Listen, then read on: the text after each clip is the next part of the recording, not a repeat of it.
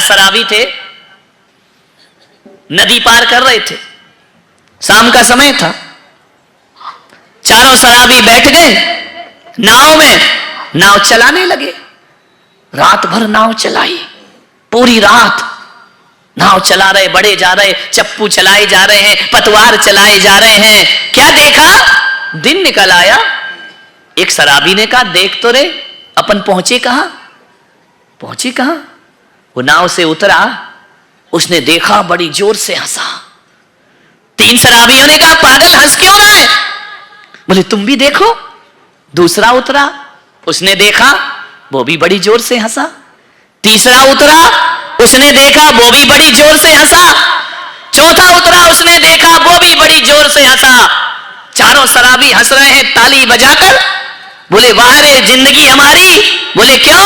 बोले रात भर तो पतवार चलाई, नाव तो खोलना ही भूल गए, नाव तो उसी घाट में बंधी हुई, लंगर तो छोड़ा ही नहीं है, रात भर चलाते रहे, चले बहुत पहुंचे कहीं नहीं। मान्यवर, कहीं ये जिंदगी हमारी तो नहीं? एक टाइम भी खा लिया, उपवास भी कर लिए, प्रवचन भी सुन लिया, प्रतिक्रमण भी कर लिया, सामायिक भी कर ली, लेकिन नाव तो कौन बोला वहीं बंधी है, वहीं बंधी रहेगी।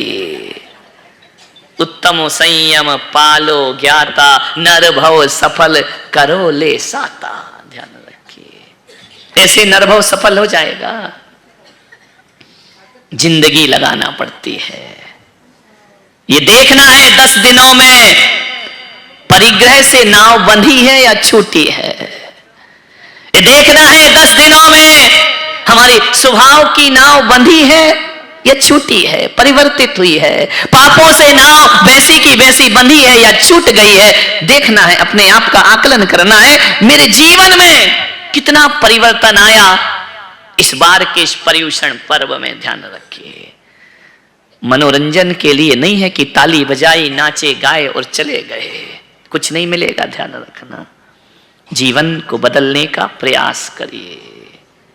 संयम का दिन है, नियम से बंधना है, जीवन को संयमित बनाना है। नियम से बंधने में बड़ा कष्ट होता है। लगता है कि महाराज हम चाहते तो मुक्ति है और आप भी बांध रहे हो, रात में मत खाओ, आलू नहीं खाओ, प्याज नहीं खाओ, बाजार का नहीं खाओ, दिन में रात में पानी मत पियो। आप बंधन में क्यों बांधते हैं? एक बच्चा मेरे पास आया, बोले महाराज आप क्या चाहते हैं? मैंने कहा मोक्ष। बोले मोक्ष में क्या है? मैंने कहा स्वतंत्रता। मोक्ष में क्या है? मैंने कहा आजादी। तो बोले महाराज ये बताओ, चाहते तो आजादी हो, फिर ये बंधन क्यों स्वीकार करते हो? तपस्या के, त्याग के नियम क्यों देते हो? मुक्ति को चाहने वाला तो बंधनों से मुक्त होना चाहिए, आप तो बंधनों में बांध दिया करते हो। मैंने कहा इतना ध्यान रखना, कुछ बंधन ऐसे होते हैं जो बंधन नहीं होते, वो हमारी मुक्ति में कारण बना करते हैं। कभी किसी किसान को देखना, कभी किसी माली को देखना, अपने घर के बगीचे में एक पौधा लगाता है, एक बेल लगाता है, तो वो क्या करता है, जब बेल थोड़ी बड़ी हो जाती है ना, उस बेल को रस्सी से बांधता है और एक बांस में एक लकड़ी से बांध दिया करता है। और यदि उस बेल को वो बांधेगा नहीं तो बेल कभी ऊपर नहीं चढ़ पाएगी। मैं वही आपसे कह रहा हूं, यदि जीवन में ऊपर चढ़ना है तो बेल को बंधना जरूरी होता है, और हमें भी जिंदगी में ऊंचाइयों को प्राप्त करना है तो संयमों के बंधनों में बंधना बहुत जरूरी हुआ करता है। वो रस्सी से बांधी गई बेल बंधन नहीं है, वो उसकी ऊंचाई है, वह उसकी मुक्ति है। कभी एक ख्याल करना, कुएं में जाके जब पानी भरते हो ना, तो बाल्टी एक रस्सी के बंधनों में बंधती है। यदि बाल्टी रस्सी का बंधन तोड़ दे तो क्या बाल्टी लौट करके ऊपर आएगी? नहीं आ सकती है।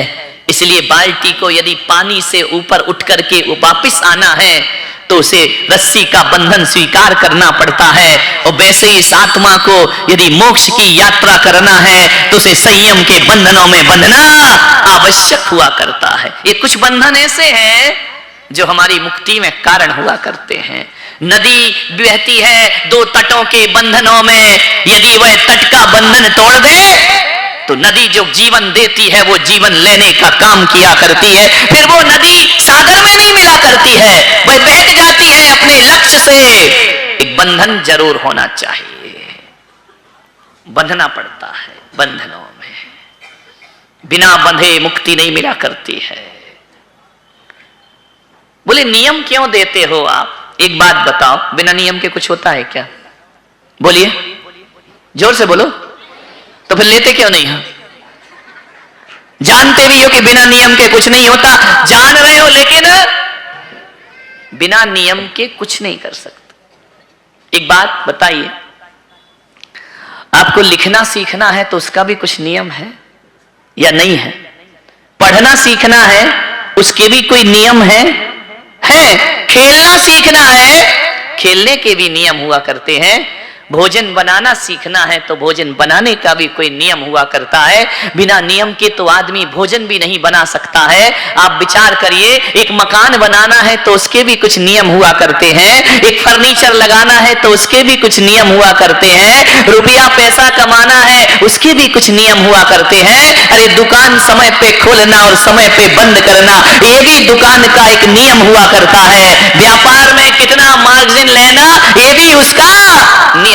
बिना नियम के तो दुकान नहीं चलती मेरे भाई। यदि आप दुकान खोलने का समय है और दुकान बंद करने का समय है, वो समय पर नहीं खोलोगे, समय पर बंद नहीं करोगे तो दुकान को चौपट होने में ज्यादा देर नहीं लगा। हर चीज का नियम। कौन सा नहीं? एक चाय बनाओ ना, 5 रुपए की 10 रुपए की, उसका भी कुछ नियम होता है। कितनी चीनी डालना, कितनी चाय पत्ती डालना, कितना दूध डालना, कितनी देर उबालना, ये सब नियम है, ध्यान रखना। बिना नियम की जिंदगी कैसे चलेगी? जब सांसारिक कामों में नियम की जरूरत पड़ती है तो मोक्ष पाने के लिए तो संयम और नियम की आवश्यकता बहुत पड़ा करती है। बिना नियम के कुछ। एक आदमी बोले, महाराज जिसको करना है करे, जबरदस्ती क्यों कराते हो? जबरदस्ती मंदिर जाने का नियम लो, अभिषेक का नियम लो, महाराज को आहार का नियम लो, ये जबरदस्ती आप लोग क्यों करते हो? एक महालक्ष्मी लॉन्च में आया था एक आदमी मेरे पास, उसने मुझसे पूछा, ये महाराज लोग जबरदस्ती नियम क्यों दिलाते हैं?